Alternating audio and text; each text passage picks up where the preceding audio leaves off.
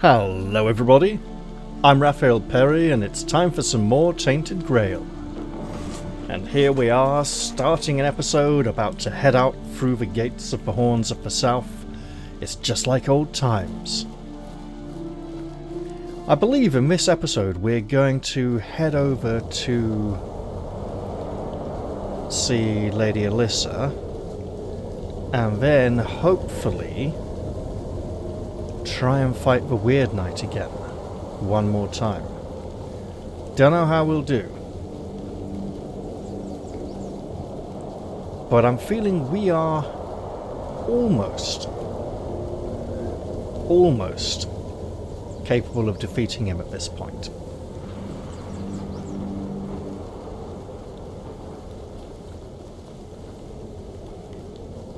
Although I do need to handle my healing reserves more efficiently, because it's a long drawn out slog of a fight. I think at one point I had 63 stacks of bleed on him, and that's really impressive. But because bleed expires every 3 seconds or something, you need to keep reapplying it.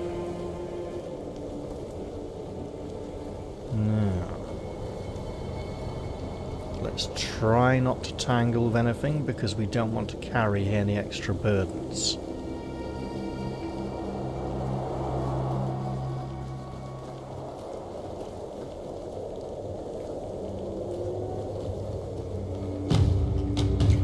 Really? Oh, Quirko, watch out.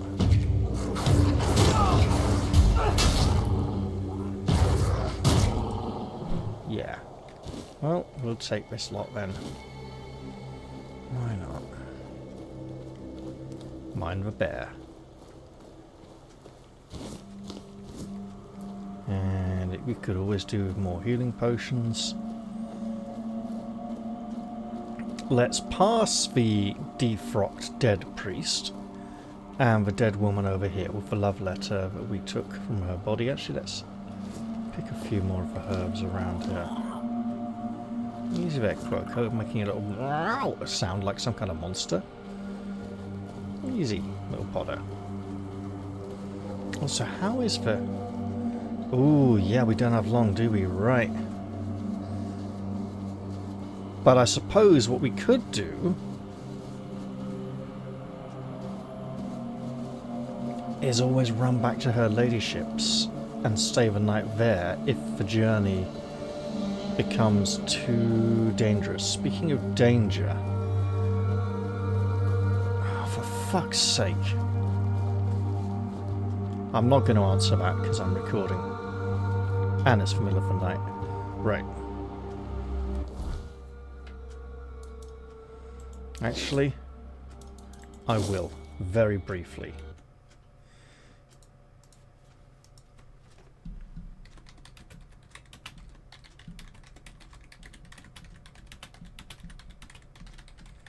Yes, but I'm recording now, so no talking. Here we go. Let's head inside.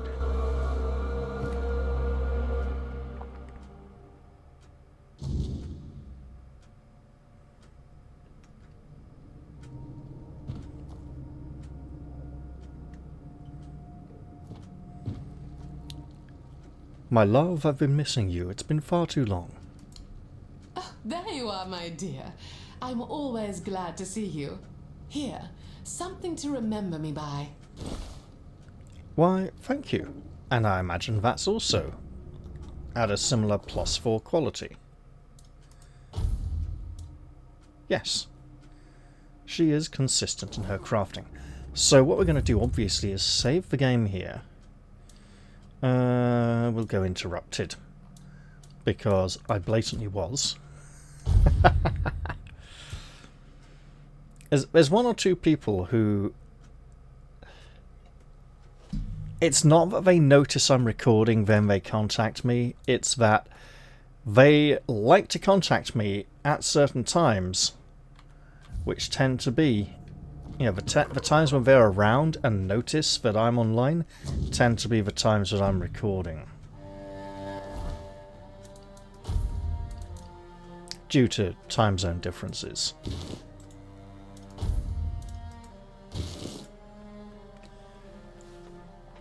Now at the moment, this is sort of early in my sort of general recording time. Normally some of them will do it a bit later on. This is the chap who likes to contact me a bit earlier. There's one who'll usually do it around the tail end of recordings or while I'm, you know, processing and uploading. So, yeah. Let's get our two-handed sword ready. And that is so risky, right? Let's not risk it then. Let's go 13 of those instead. That gives us 28 big potions, which should do about about a third to a little under half of our health.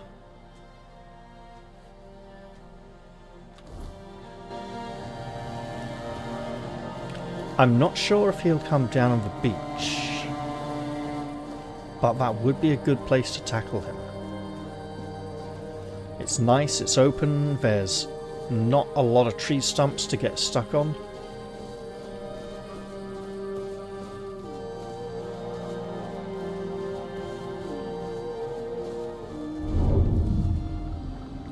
There he is. We know what to do. First thing, don't get too tense. Second thing, pray. Third thing, use this bloody thing and use it now.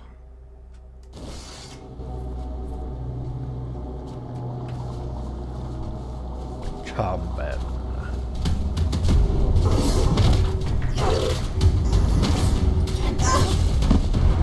Okay, that's not a good start.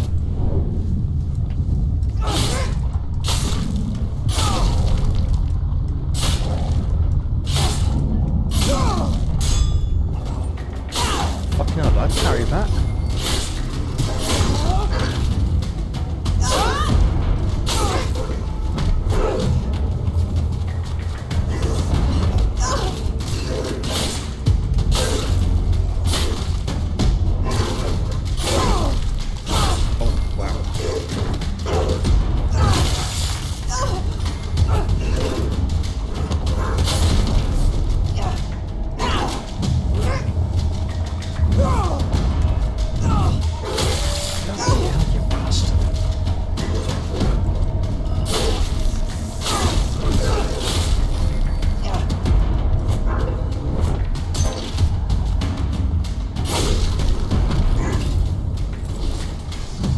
Use the fucking potion and get back it right.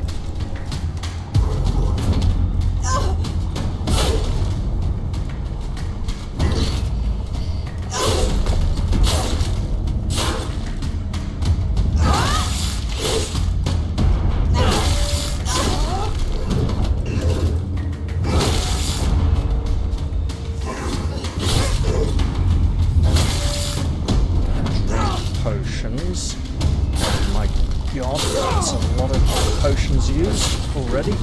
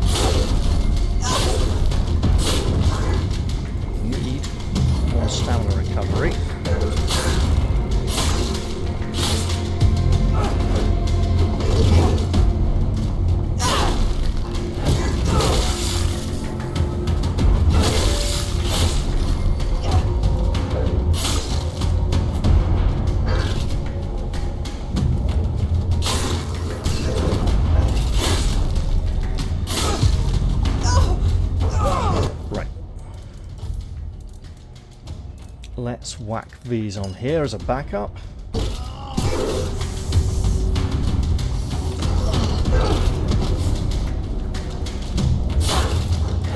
Oh, mate, you are so fucking dead.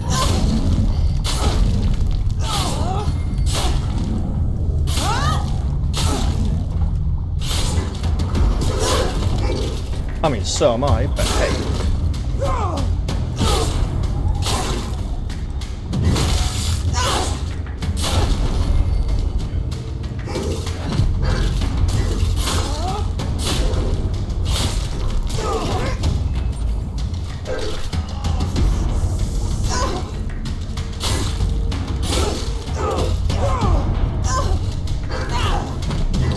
Trying to land a blow. It's hard enough.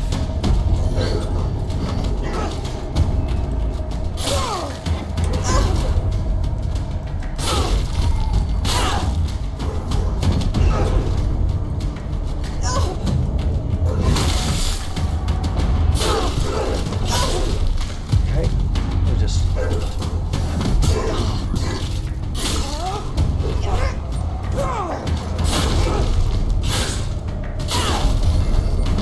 Apparently, I have many more potions I should be equipping right around now. Ooh, no. 25 is not good. 75, much better. Okay.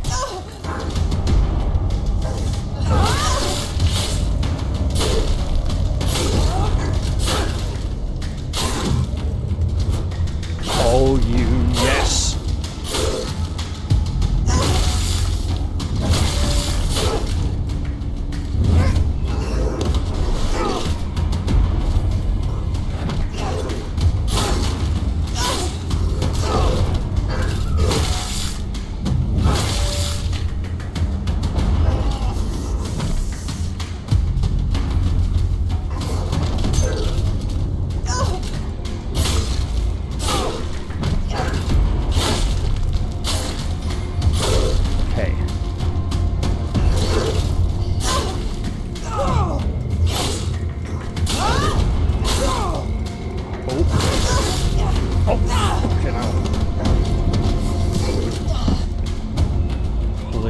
Wow.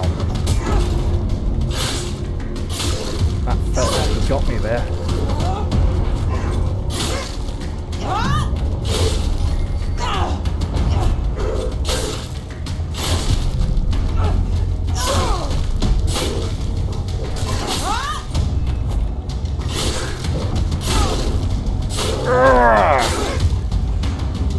Die! I mean, I really need to drink a potion, but fucking hell, mate, you have got to die soon!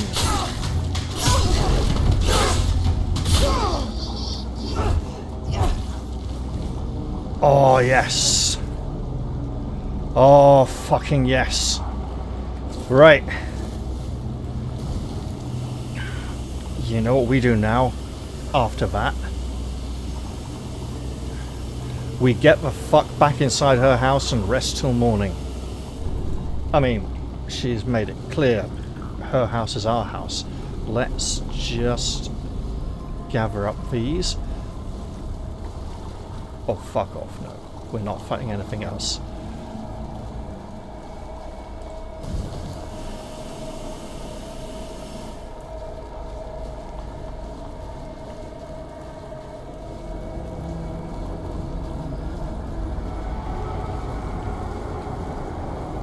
Come on, Quirko, don't get left outside now. I wonder if she even sees Quirko. I mean, I have questioned before whether other people experience him at all. Or if they just won't until he gets much older and larger. Well, well, well. Let's take our helmet and cloak off, because they're nasty and scary, and get inside.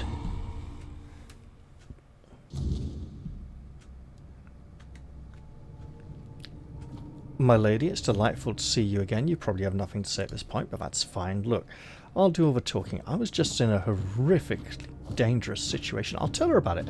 She appreciates hearing about, you know, my incredible stories. For weirdness, let's just get a proper rest after that harrowing experience. And yes, we are totally going to be identifying that item. Although, feeling a little tightness in my chest on the right hand side, not the left where the heart is, so that's probably a good thing. Yeah. Oof. Wow. Now, with the exception of 2 quests I don't particularly plan on finishing, we can safely say we're done with this area. Although we should still come back and see Lady Alyssa from time to time. We don't want her to feel like we're neglecting her. And more importantly, we don't want ourselves to feel as if we are neglecting her.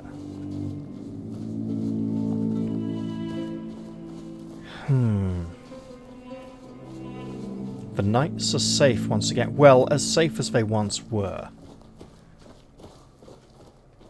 You just stay there, pal.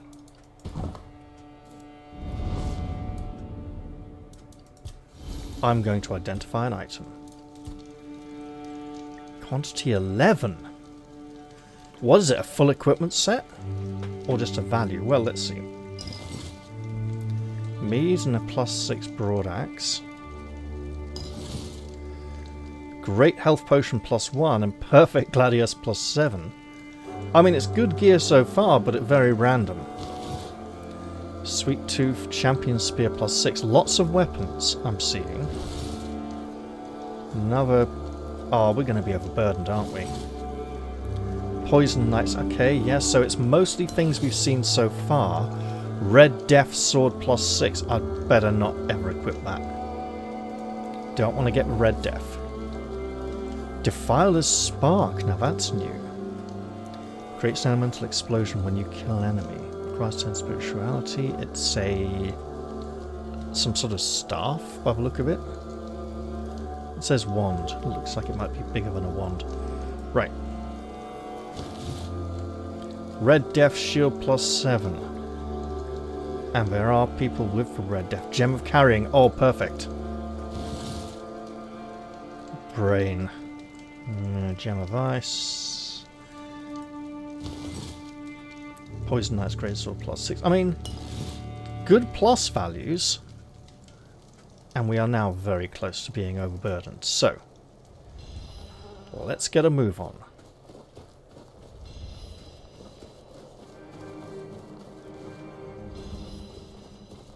And take our newfound treasures with us.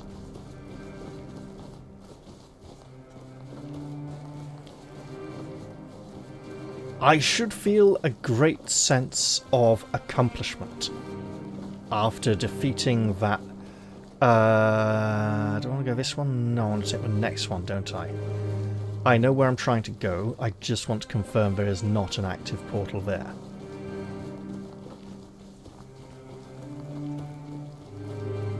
So this is the camp.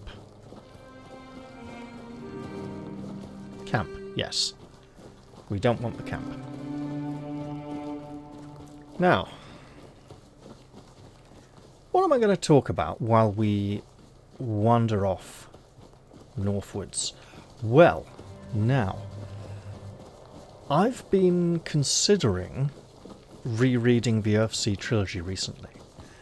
And I know it's not a trilogy, it's a quartet, or maybe even a quintet by this point. However, the main reason is I want to check a few details from the second book. And I thought if I'm going to read the second book, I might as well read the first book. And then if I'm going to read the first 2 books of the trilogy, I might as well read all 3. Now, Ursula Le Guin wrote the 4th book many years after the original trilogy, right? And for me, yes, I do own it, I've read it. It adds to the original story, but it doesn't feel like an unnecessary addition, although it doesn't really feel like much of a necessary one. It feels like a very different style and type of story for a later time. You know, it's much more a product of its time than the original trilogy was, which felt far more timeless. And the original trilogy feels very complete. The ending of the third book, you know, it wraps pretty much everything up. Well, with a great big mystery. But it feels like it's all done now. It's finished. We don't need any more. Yeah, I saw the Carnations decided not to take them. So, the fourth book feels it's a separate story that's kind of tacked on, right? It does attach to the main story, but it feels like its own thing. Hello? We'll have that, definitely.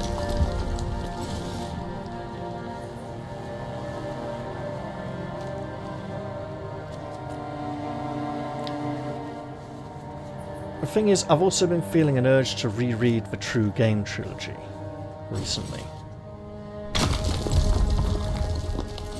And I've lost track of the amount of times I read that, so no portal here, that's what I wanted to confirm.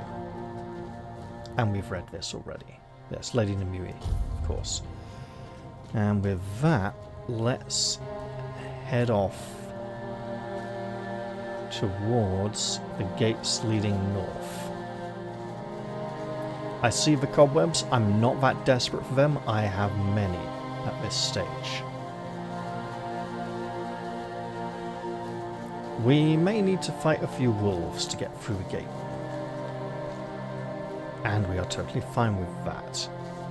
There's two of them right there.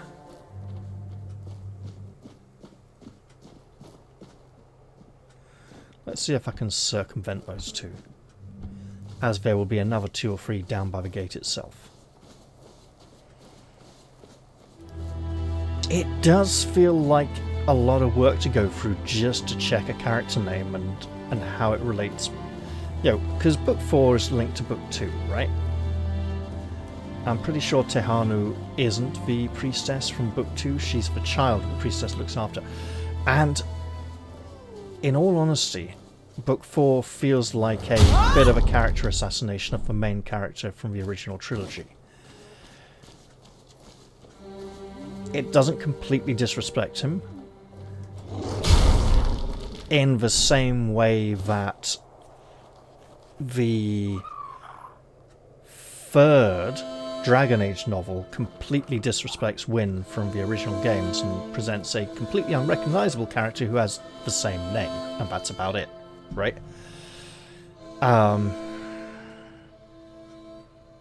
shits all over her just to try and make the main, well, the not quite main but secondary character of the novel feel like a special person.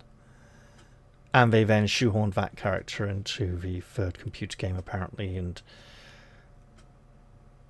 the kind of people who loved Morrigan as a character were all over him like, oh, he's amazing because he's shit and does nothing the entire fucking time. Because he's partially made of a Fade, and his name's Cade, and Cade sounds like Fade because it's so fucking unimaginative that they had to turn Wynne into an evil blood mage assassin just to try and make him look good. That's how fucking bad he is, right? Yeah. So it does feel like a lot of work to go to, but I will say there was a television version of the first 2 books, not all 3, but the first 2 books of the Earthsea trilogy, made in the 90s, called Earthsea, and it was shit. How was it shit?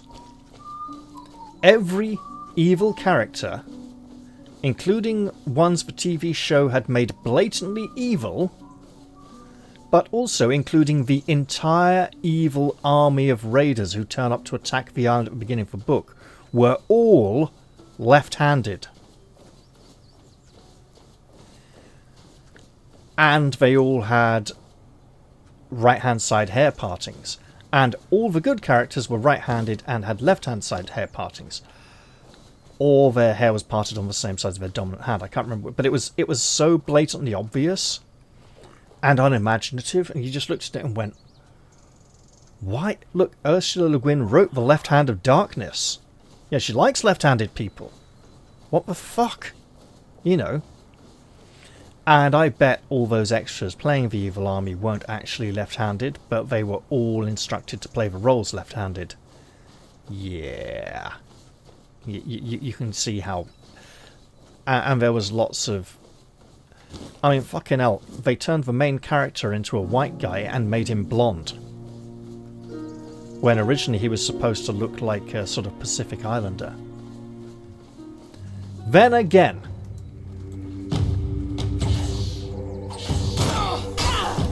on the original book covers, he was depicted as a white man with black hair, and later on, what the fuck did I just consume when I was trying to loot there?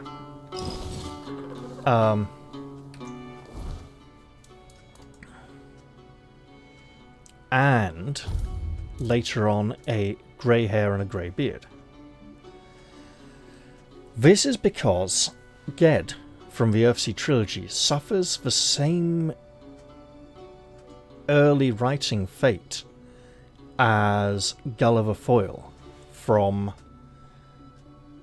Tiger, in that his skin colour is mentioned once at the beginning when he's introduced as a character, and you're expected to remember that because you're an intelligent reader and the writer's not going to treat you like an idiot who can't remember things.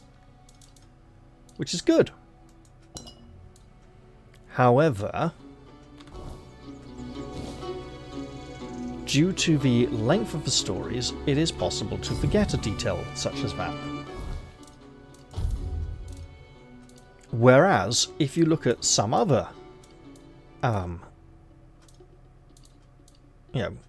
other literature, let's take, for an example, all of the Conan stories, right? The descriptions of characters are mentioned and then reinforced later on. For instance, there's a female character who is later described as her skin looking pale in the moonlight, and so on, right? Actually, it's bizarre because it's Belit, the pirate queen. She's dark-skinned, but her breasts are described as white in the moonlight. Which I don't think means they look Caucasian. I think it just means the moonlight makes them look light, but it could lead you to forget what colour her skin is. But generally, the more recent trend in writing from the, let's say, mid-20th century onwards has been to repeat and reinforce details of character description when it's appropriate. Great example, The Lord of the Rings, right? In The Fellowship of the Ring, when Legolas leaps out of the boat, but when they're going to make camp, his hair is described as looking dark in the moonlight, right? Now that doesn't mean it looks black, but details can be used to help.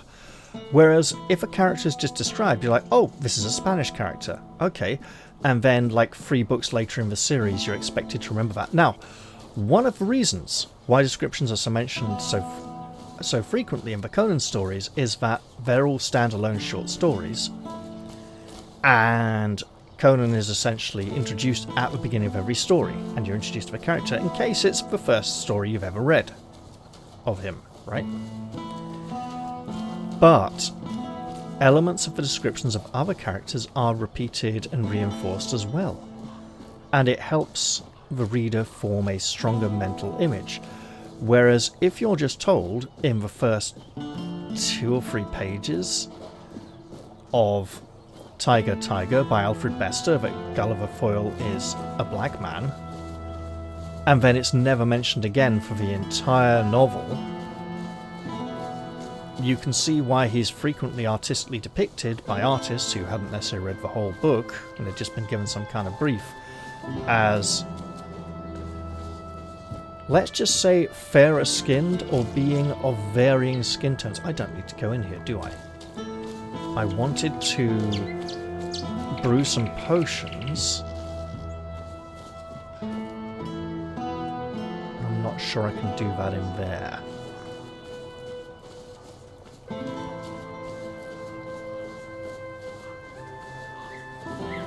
And I'm always tempted to go back and read the...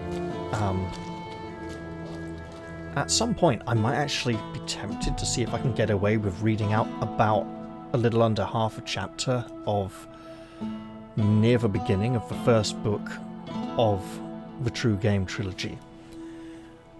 Because at first glance it seems like really bad writing, but it's actually really good writing on purpose. The hero and his companions are hiding from nasty people who are chasing them in a region where magic simply doesn't work. It's a bunch of mundane, normal people who are not affected by magic, and magic does not work around them. The more of them there are, the stronger this anti-magic field becomes. And the bad people are chasing them, looking for them, and they hide in the village of these normal mundane people. I can't, there's a name for them. It's a normal English name, you know, it's a word, but I can't remember exactly what it is. And you know, at one point one of his friends comes in and says, look, you know, they're in town, they're still looking for us. I heard their mind reader complain that she can't read minds anymore. You know, it's like, fair enough. But it's a really, really boring piece of writing that makes you want to give up on the book and stop reading it. And for a number of years, until I'd read it like 3 or 4 times, I could not remember how the story got from there to the next bit. And it's interesting because the forgettable part is actually a really important main part of the story. So, but the thing is, that part of the story is so incredibly boring, but I don't want to make 41 pairs of gloves. Let's just go 4. And we'll make 3 of these. Excellent, and I can go sell those now. Wonderful.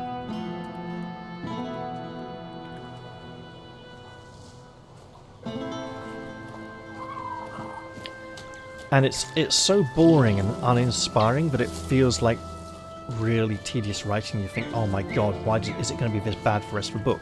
No, it's not. It's not bad writing. It's actually really good writing because it's making you feel like the main character and his friends hiding in this boring, mundane, tedious place. And when they get out of it, the story picks up again, the quality of the writing improves drastically, and you're like, it's drawing you into the action and the adventure once again. And it's really interesting because I should not like it as a book series. I like good atmospheric writing, right? And the True Game is basically all exposition. You know, this happened, then this happened, then this happened, he said, she said, that's it, right? Very little set dressing. It feels quite minimalist in that regard at times, so I should hate it, right? But I don't. I find it a really gripping, compelling story that just draws me on. Good day. Let me know if anything catches your eye. Also, the concept is... I should probably just bloody buy this.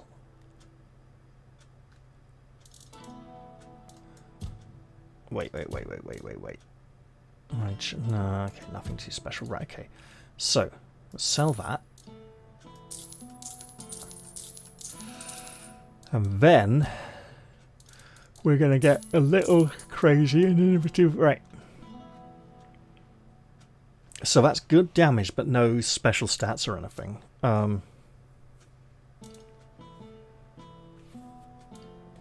Okay. Well, those are identical, so I don't need 2 of those. Probably don't need this at all. Let's see. 54 to 60, not far off. And it could easily be there. 60 to 72, yeah, this can go. Okay. That's not even +1. I could really do something with that. And in fact, I would, were it not for the sheer amount of shields I've been encountering in this region. Oh my god, that's... Oh, because we're missing so much dexterity. I see. It's better damage from the axe. At +1 and that's +6. Yeah, okay, 30 to 36.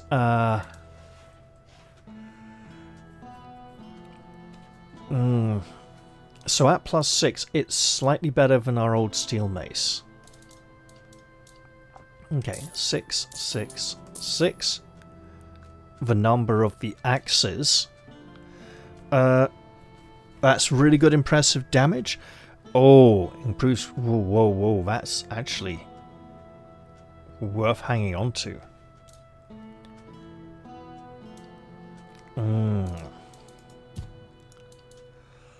Well, I can keep that. Oh, should have visited the stash first.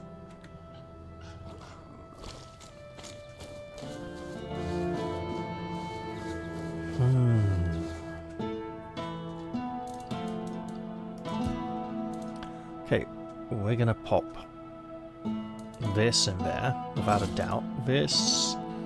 no, we're nearly...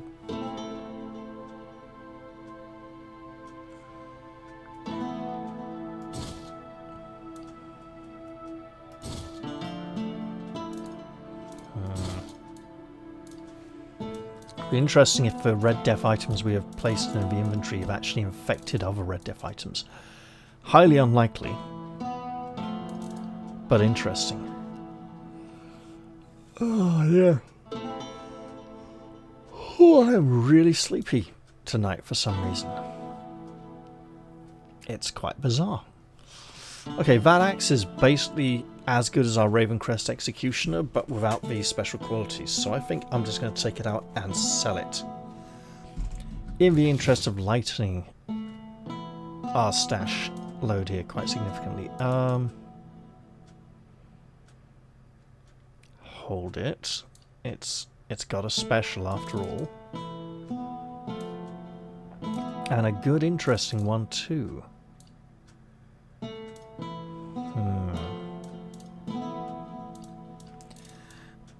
Okay, we can use this now.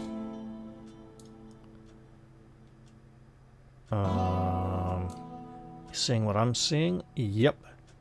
That can go.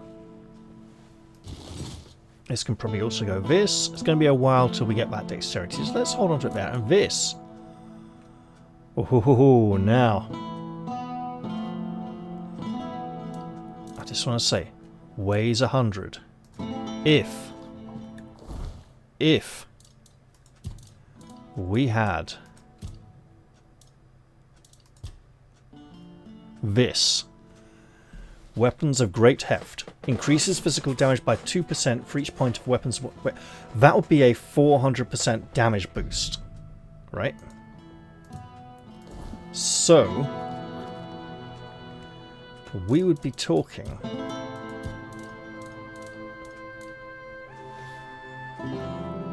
about 200 to 300 and... Could be 5 times... no, 400%. So yeah.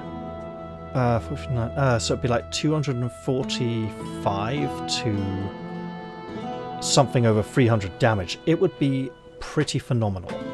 Okay.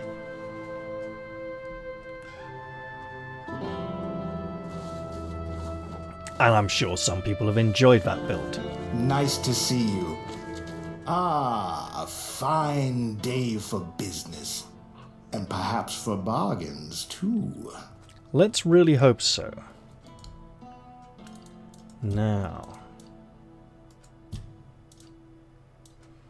Why did I not put this in the stash? I will fix that.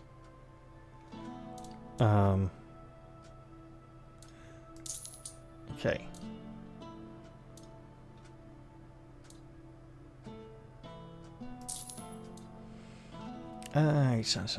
We can top that, can't we? Easily.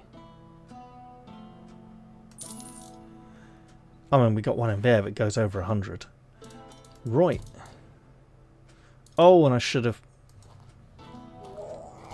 There we go. Thing is, it can be fun to reread old favourites, but there's probably something new I should be reading. Oh, I don't need those. Okay. Now. +4. Not +4. Only +2.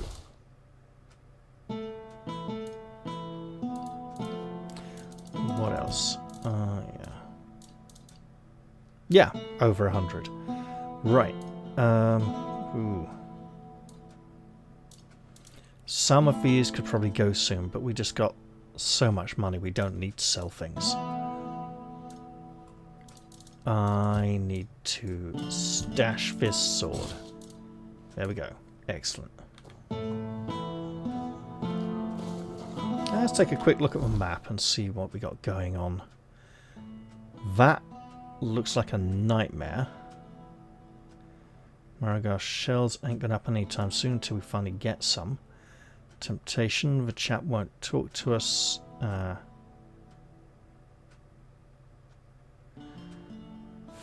of a bloodbath. That's bounties, right? Hang on. Do we have one? I think we do. Yeah. We have rewards to claim, I believe. Think we killed him going south as we headed towards the western gate. Help us all out on your journey, will you?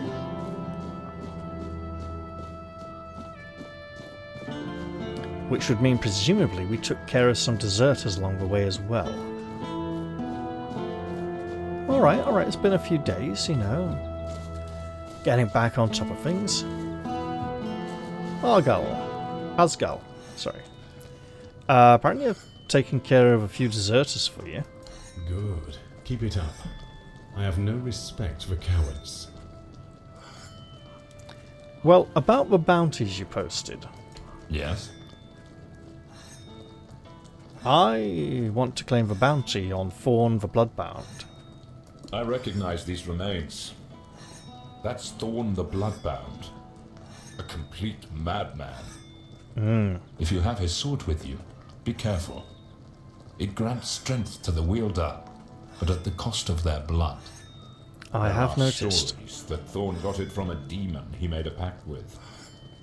We'll probably never know. Might be best not to know. I'll await your return. And yes, that pushed me up over the limit. Let's go level. That's the wrong kind of fire. Surveillance, Sanguine of the Crimson, and Sir Renard. I do have those on my list, don't I? Pretty sure I do. Surveillance, Sir Renard, Sanguine of the Crimson. Yes, and Craft of the Amulet 4 wanted. Excellent. I should go speak to him very soon. But the hour grows late, so it may be best I do that another time.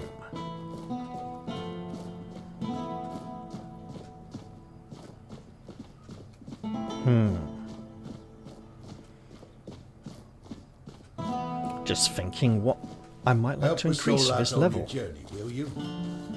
Let's just drop a quick campfire here.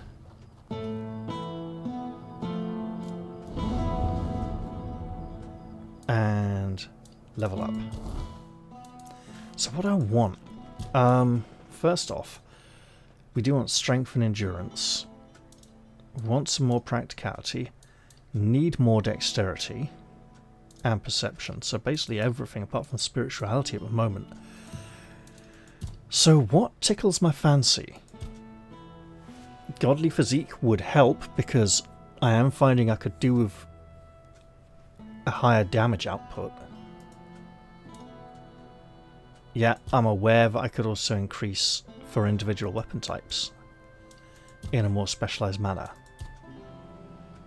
Confidence, could all do with some confidence. Deflecting block would also be good. Spell siphon would be good if we were using a lot of mana shield.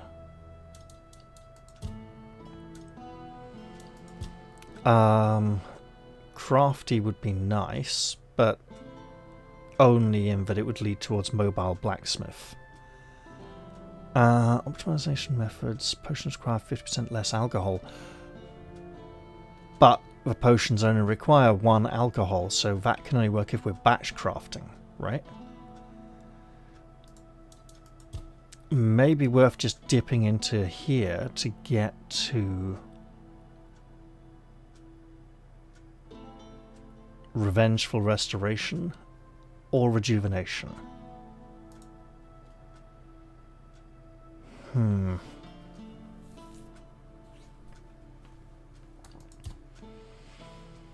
Uncanny Agility doesn't do much on its own, but it's tempting.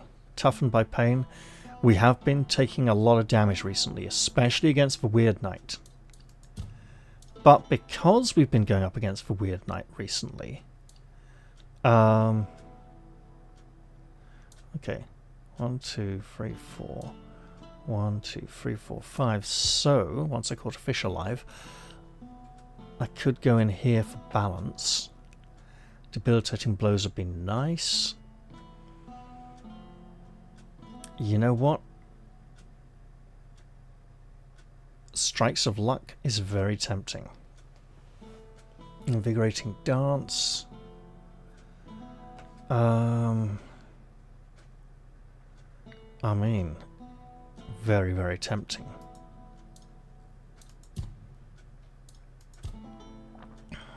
Furious Assault doesn't really appeal to me that much. Carnage, good for group combats. You know what? I should just grab this before I keep failing to do so. There we go. Now, hopefully, now we can go and wishfully gaze upon those high requirement items that we have been unable to even remotely claim. So the endurance boost hasn't really helped us. 8 to 9, yeah, getting there. More about the armor then. 0.4. It's a long way to go. If I can get one of these up to at least a 1, I may consider equipping it. But really I should wait to get the full value.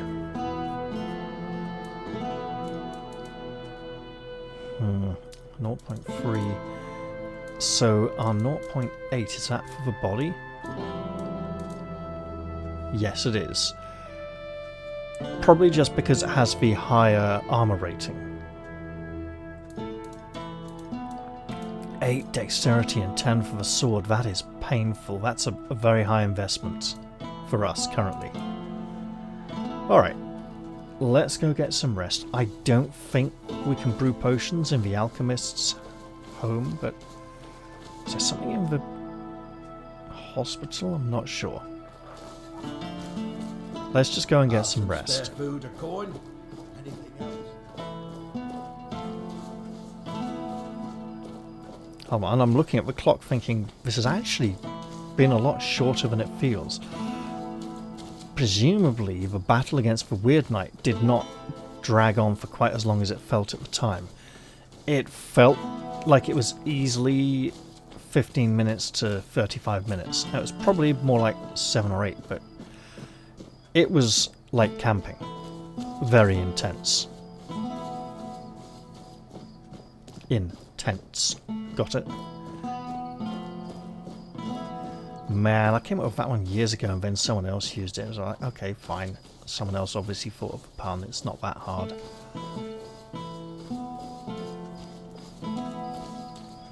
Although I find it very implausible that someone copied my entire idea for an advert without hearing it from one of the 2 or 3 people I told it to many years ago, about 5 or 6 years before the advert was actually made.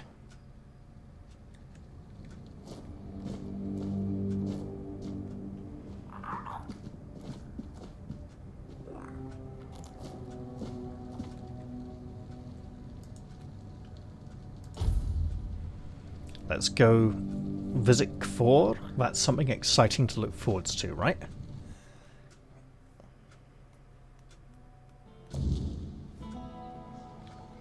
And we still want to try and find a way to gain shells from Marrowghasts, which just has not been happening. There's no sort of luck stat we can increase to improve our drop rates, so we're just going to continue as it is. What game was I thinking of that had a luck stat that improved drop rates? Whoa! There it goes again. That's... Look, we only saw it once in the first area. Here, we can see it almost once a day. We got to be careful of that. It's becoming more prevalent and may become a big issue. Right, I don't want to fight it, because it'll fly around and be really hard to... What if it's like the sea monster in the first area, and we will interact with it at some point? Maybe even go inside it, and it'll snatch us off the broken floating tower.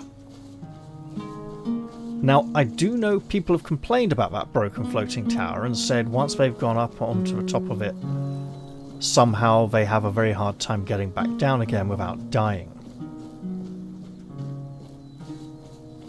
They have my sympathies. Apparently there's some invisible magic lift.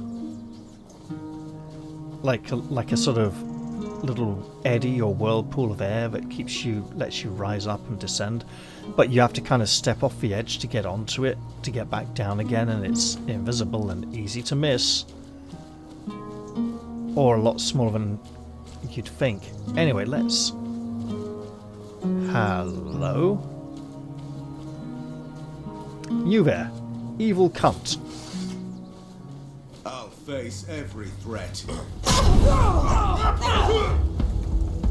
You're welcome in his arse. Show me what you're made of.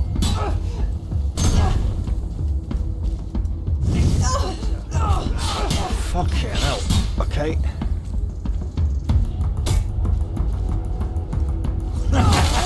This is my lucky day. Gotcha, you bastard.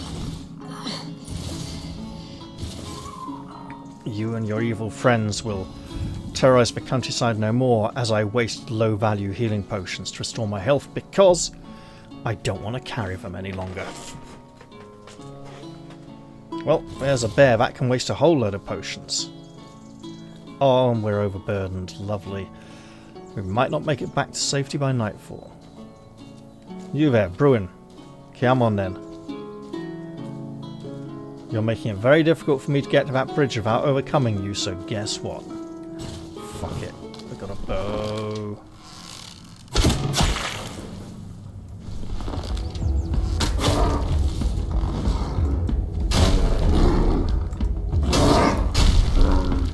Fucking hell, this axe does damage. I mean, so does a bear.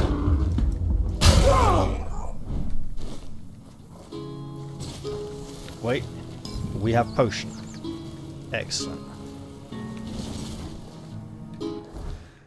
Okay, I want to make some medium value healing potions, but there's some 15 pointers we can absolutely get rid of.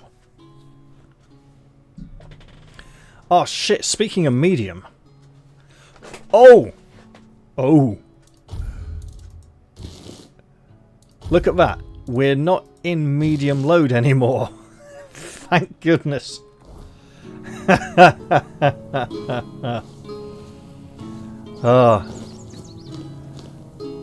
must remember to visit Lady Alyssa less often because I often seem to forget to don my helm and cape once I leave her abode.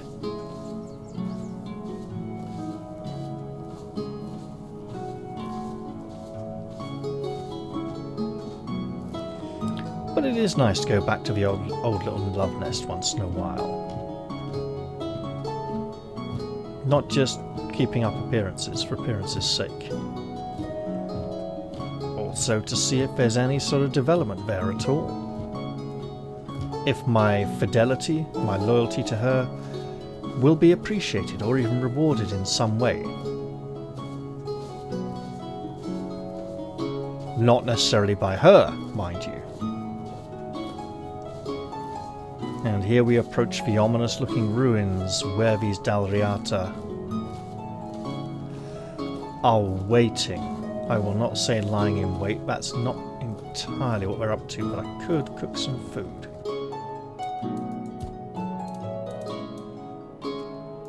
Not very much, though.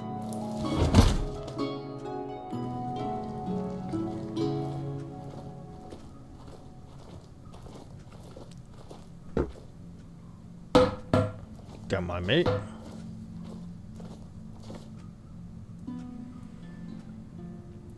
Here's the talisman you asked for. Well, I'll be damned. Next time I see Ugwe, I might even hold off on punching him in the face. Sending you here was a rare gift from him. He knows how grateful I am for every new pair of hands skilled in our craft. Take the talisman to Darvan at the Ulfar tribe. He'll know I sent you. But, well, don't get your hopes up. What do you mean? Even if Darvan sees your skill, you're still not Dalrida.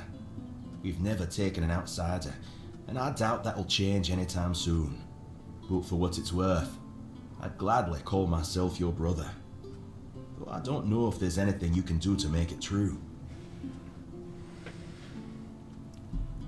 Well, if anyone could, it'll be me. Apparently. I like your spirit. Good luck then. May Mother guide you through the dark. Indeed, thank you. And I think they are over there by the floating broken tower. Kavor's got too soft a heart. Funny, considering it's made of weird steel. Here, have some stew. But if you want anything else, you'll have to earn it. The Stone Wardens speak of brotherhood, but everyone seems to want something. Aye, it's brotherhood, not charity. You take some, you give some, and we all share in the work. We look after our own, sure, but we've no use for hangers-on. Who are you? Name's Heiko, Stone Warden, born of the Thud tribe. I keep this sorry lot from starving on the road. Before you ask how come I'm from Thud, since most Stone Wardens are from Ulfar, and since our tribes hate each other's guts, aye, they do. But me and my Ulfar brothers learned to make peace. For the craft's sake, you know. Well, that's Singing good. weird steel. That's the highest honor there is. Always felt like there's a bit of magic in it. That's what pulled me into it. I don't talk about that too much though. Kavor and the others. Oh, weird they're all cut-off there. grumpy. It's between me and the steel. You mentioned Kfor having a heart of weird steel. Aye, you wouldn't guess it, but the big lump's a hopeless romantic. Soon as he met that man of his, he was ready to light the forge. Good thing Halvor's got more sense than he does. They're a good pair, and they never forget the forge comes first. As it should. Apparently you've got a task for me. If you're up for it, I've been thinking. You any good at baking? I only ask because, if you are, then you know. It's not the same as cooking. With cooking, you need taste buds and a basic sense of ingredients. But baking takes precision. It's closer to alchemy, really. And since I can't exactly dabble in alchemy, I stick with baking. Why can't you dabble in alchemy? Cooking and baking are noble crafts. Harmless enough not to make the forge jealous. But alchemy, that's a different beast. It takes focus, sometimes full-on devotion. And the forge, well, she doesn't like to share. Aye, Good that's thing true to keep enough. in mind, if you're ever thinking about serious smithing. Wait, did you just say the forge gets jealous? Aye, a man can have a dozen lovers, but only one craft he's truly bound to. Try forging with your head full of some other work, and she'll burn you for it. No question. What do you want me to do? Aye, I'm getting there. See, some of the Thud alchemists use ingredients from the Wyrrdness in their potions, and I thought, why not try something similar, but in the form of baked goods? Fucking Maybe hell. if we sprinkle the Wyrrdness into food, it'll help us build up a resistance to the fog. But I need someone to gather a few things. Ether bloom, a handful of ethereal cobwebs, and some butter. I'm all out of that. Got plenty of flour, though. Do I have... Don't people smoke ether bloom? Ah, so you know it. Yes, it can be smoked, sure. But when eaten, it might work a bit differently. Stronger, maybe. We'll find out. Everything needs testing, doesn't it? What do you need the cobwebs for? The icing. Right, fine. I'll bring your ingredients. Perfect. I'll even let you have a taste of the first batch. Now, do you need anything else? I need to keep an eye on the stew. No, I'm good. I've got work to do. See you around. Do I... Oh, it's going to be a crumble, is it? Okay. Do I have 5 ether bloom? I can pick up butter eventually somewhere. Good Lord knows where. Ether bloom I don't have. Bizarrely, is it in the stash?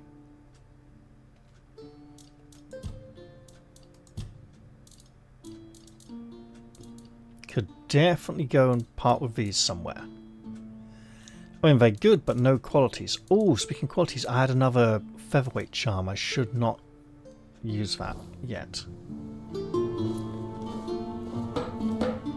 Halvor isn't here, is he? So he must be somewhere else. All right then. If Kvar gave his word, I've got no reason to doubt it. So, hello there. I am Ukko from the Ulfa tribe. If you want to trade, just shout.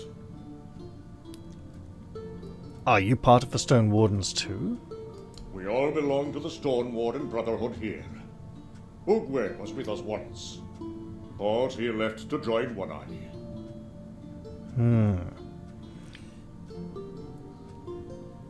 Right, I shouldn't,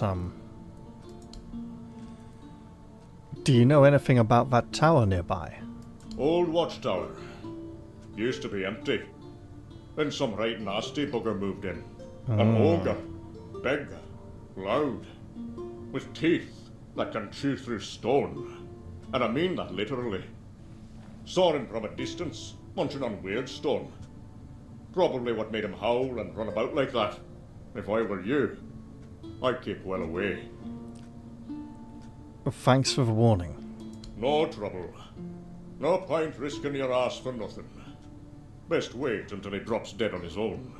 He will drop dead from all that weird stone one day, right? Well, not necessarily, but let's see what you got for sale. Oh. Oh! Oh! Yes! I am buying these books. Shadowfang Reaver. So it doesn't boost the critical chance on its own, but that can be done with other things. Fool's Rush. Bleed a Rogue. We still need to find a... Sketches of a Ghastly Helm project. Okay. Maybe part of a multi-part collection, no doubt. You know what? I really shouldn't be overburdened by this stuff, so...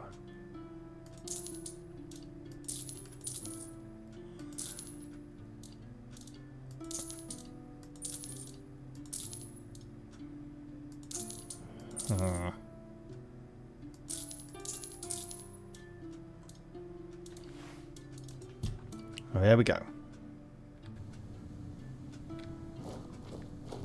Now, tower with weird Chaos Ogre inside it aside, I have some reading to do. Let's settle down on a log, get comfy, and peruse our new literature. It's just a picture. That looks very weird, but it may be...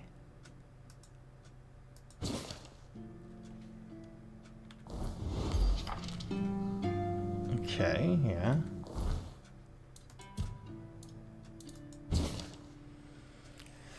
The Final Embrace by Maelbrave Bandrui of the Verdant Circle. She did not fall in vain. No daughter of the forest should be left to rot, her body trampled under careless feet. If the weirdness has twisted her roots, if steel has cut her down, then let her find purpose once more. Let her shield you as she once shielded the sacred groves. Her back is stronger than it seems, if stripped with care and... Her bark is stronger than it seems. If stripped with care and soaked in the oils of pine and ash, it will not splinter. Layer it over soft leather, stitch it with sinew, and let the strength of her limbs guard your own. The moss upon her skin is rich with life. Let it grow. Let it breathe, and it will keep you hidden among the trees. Do not waste her gift. Honour her in battle as she honoured the earth.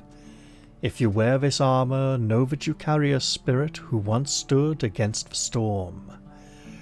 Treat her with reverence, and she will protect you forever.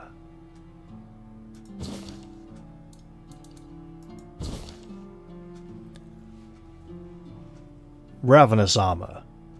Making use of a Croakmore's remains, by Herwin the Bastard. Croakmore hide is thick, waterlogged and layered with tough scales, perfect for armour if treated correctly. The first step is proper flaying. The beast's flesh stiffens quickly, so the hide must be stripped within an hour of death. Any longer and the material loses flexibility, making it useless for crafting. Once removed, the hide must be boiled to extract oils and soften the scales. The best method is soaking it in a mix of wood ash and tannin-rich water, then stretching it over a dry rack, so basically the way you would tan leather. The scales themselves are sturdy but brittle. Reinforce them with rivets on a leather backing and they will turn aside glancing blows with ease. For plating, the Croakmore's bones can be cut and shaped for pauldrons or greaves. Their natural density makes them excellent for reinforcing weak points without adding excessive weight. Properly prepared, this armour can withstand both blades and harsh conditions of the marshlands. It's a physical damage boost armour set. And the Buggane's Hide, by Gwere Smith of the Druids. The Buggane's hide is tough as iron, yet pliant when worked right. Waste nothing. Strip the hide from the corpse. Strip the hide before the corpse stiffens, then soak it in brine and ash to cleanse rot. Once dried, it'll be ready for shaping. Boiled in druidic oils, the hide hardens like tempered steel. Layer it, stitch with sinew, and reinforce with its own bone shards. The result bends with the wearer, yet resists blade and claw alike. Wear it well. The beast's strength is now yours. We now have a lot of new crafting recipes that we probably don't have the skill or ingredients to create just yet. That being said, it is worth trying to dash back to town and see what we can make. Also, ether blooms. I'm sure we've encountered those in the past. Also reasonably sure I didn't waste them, so there may be some in the stash. You know what I could have done? No, you can sell from stash to merchant, you can't extract from stash. I do need to go back to town. And that's okay.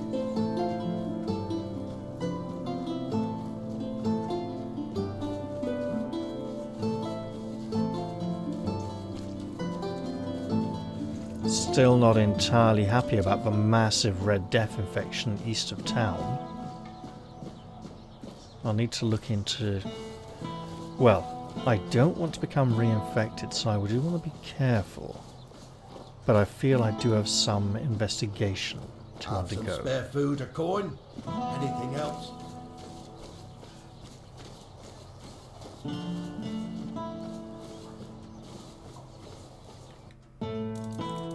Ether bloom.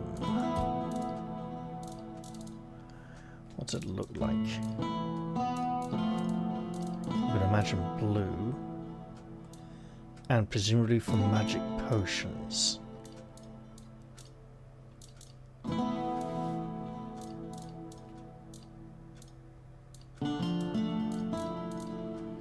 Now there is no search function.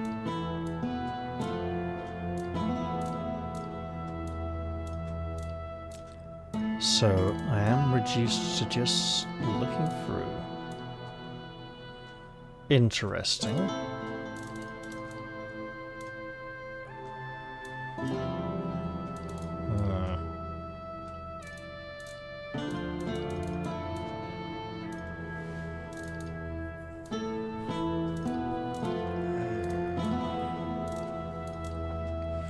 So I'm presuming some kind of flower or mushroom. I'm also getting a little impatient with my search and sleepy, so I probably shouldn't keep playing much longer.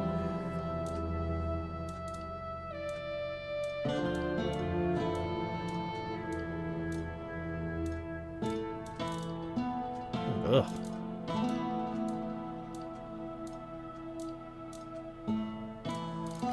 Now I'm not seeing it.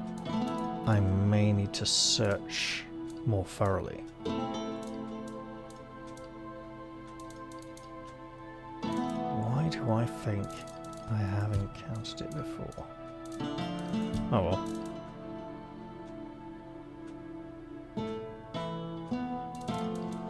Oh, don't need those. Okay.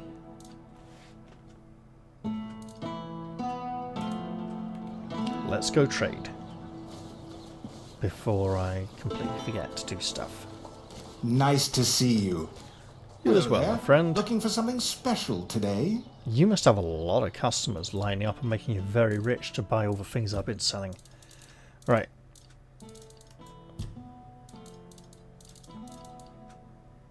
Those can go. I've already found much better recently. These as well.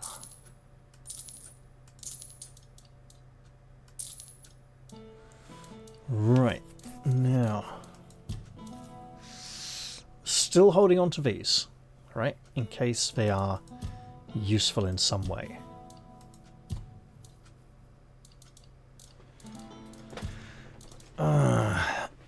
You know what? There's an alchemist right here in the marketplace. Always a pleasure to see you. There he is. I went too far. Got money? I've got elixirs. That's wonderful. Do you have ether bloom as well?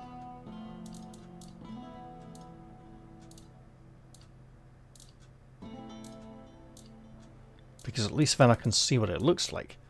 Okay, Druid's Bane hat, because he hates for magic.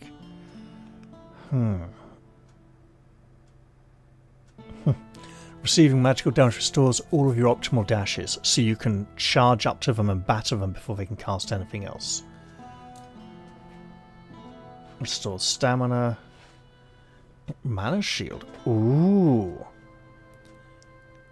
Okay, so mana shield is you take a percentage of the damage when you get hit off your mana instead of off your health. I believe armor still applies to reduce the damage first, but I'm not sure.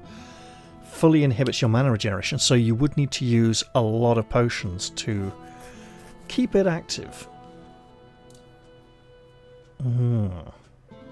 I'm blatantly, it's like a witch hunter set, right? Could have sworn I had some Aether Bloom at some point, but I don't know when or where. Also, the king is not appearing very much. Hopefully it's because of the places I'm resting in town, and outside he will appear again, but he also doesn't seem to have much to say. I'm a bit concerned about the bug people used to report around that.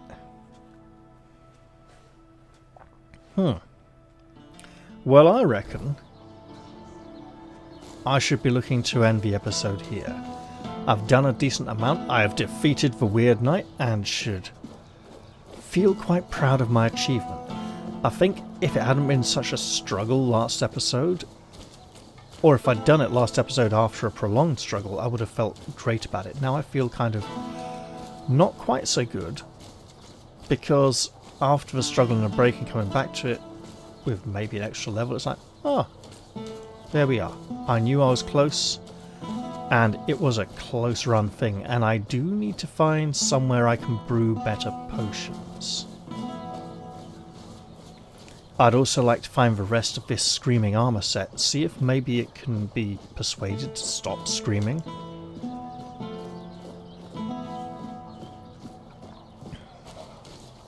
That's probably in the tombs that are locked off down there and illegal to enter. Speaking of illegal to enter, investigating that man's house might be a good idea, but for now, I'm going to end this episode here. I hope you've all enjoyed this one, and I'll look forward to seeing you all in the next one. I'll say goodbye for now, and cheerio everyone. See you all soon.